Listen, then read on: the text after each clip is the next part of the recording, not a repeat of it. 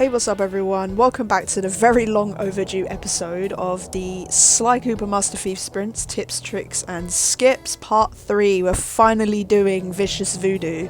It's taken way too long for me to bring myself to do this commentary. And when I say that this is my 4th or 5th time trying to record this, I'm not even joking. It has been my 4th or 5th. I just keep getting interrupted, or there's just so much background noise, but hopefully this is the one. So we're starting with the Dread Swamp Path. This is a pretty easy run, and like I say in all of the previous episodes, none of these runs are clean, unfortunately. As you're about to see here, I do actually fail.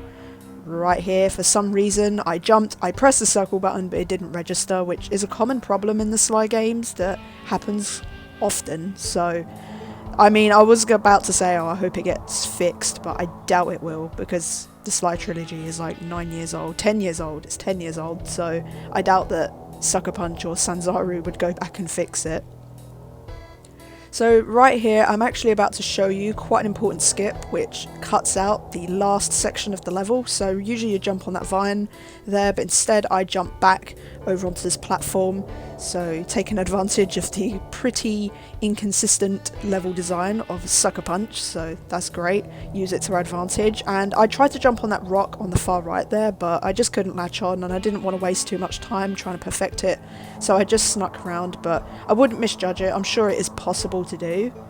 So yeah, and then just run here like normal, and back round again, and then up here. And then we're done. And the next one is the Lair of the Beast. Now there is another skip on here, which is very important, and actually cuts out pretty much the entire level, hence why I have, I think that says 1 minute and 22 seconds to spare, which is insane, considering you only get like, well, we're about to see in a minute, so you get 2 minutes to do this.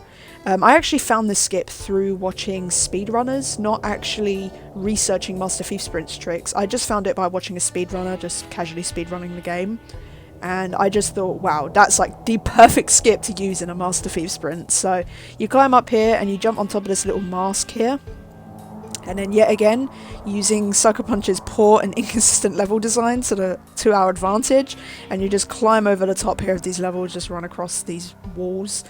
And I actually do fall right again, just can't get it right for some reason. Again, not clean runs, and it doesn't really matter. And then jump back up here, and then you jump down to where the vault is. And I'm utilising the slow-mo move to help me be a little bit more precise, because I'm just totally not very good at landing a jump. And there we go, with 1 minute and 13 seconds to spare. Next is a Descent into Danger, I think this level's called, and the reason that the name didn't come up at the start is because it took me multiple attempts to get this run right, and there is a crucial skip that I don't do in this run, specifically because I just couldn't get the skip right. I kept dying or getting hit or getting caught by the guard and then them hitting me and killing me, and I was getting so frustrated. But at the start of the level you can actually jump over that spiky fence made out of the wood log, but I didn't, because I kept dying and I just couldn't get the jump right. So I just got impatient and frustrated and was like, you know what, I'll just do the run like normal, it's fine, just gotta be quick. But there are a few little tips just to cut some time. So through here like normal. You know, this level is super disturbing because Bentley actually states that there are body parts in these fountains and these rivers and these waterfalls, which for a kid's game, that is deeply disturbing, not gonna lie. When I was a kid, this hub world as a whole just freaked me out. Ms. Ruby freaked me out, all of it. So here's the little tip here. So rather than sneaking around there, you just use the invisibility move just to go through that, because that is technically a flashlight, so that saves a whole bunch of time. And then here we got some lovely pace breakers, which is a very common theme you'll see in these Master Thief Sprints for these levels, just a whole lot of pace breakers. And make sure you don't let this guard hit you. One specific time I was doing this run, I decided to kill him there, but I didn't last time, and he actually finessed me and decided to hit me from behind. I wasn't very happy, and I didn't have a lucky charm, so I died and was pretty frustrated. And then this is pretty much the end of the level. This is a pretty easy run to do, even without the skips. as you can tell through this run, I didn't use any skips, just little tips that, you know, helped cut the time down a little. And there's that one done and dusted, finally. Don't really like that level, to be quite honest with you. And the last one today is a grave undertaking. This one is an actual pain in the arse. I kept dying. It took me like 10 attempts to get this right, because there are so many complicated jumps that just save time. And I kept getting them wrong. For example, right here, I get it correct this time, but I kept jumping around and then falling into the water, and I wanted these to be pretty clean. Obviously not all of them are clean, but I didn't want to miss that first try. So you have to kind of jump around the guard. You can go around them. You know, if you can go around them, then go around them. But this guard here, he's proper creepy. He was another one that freaked me out.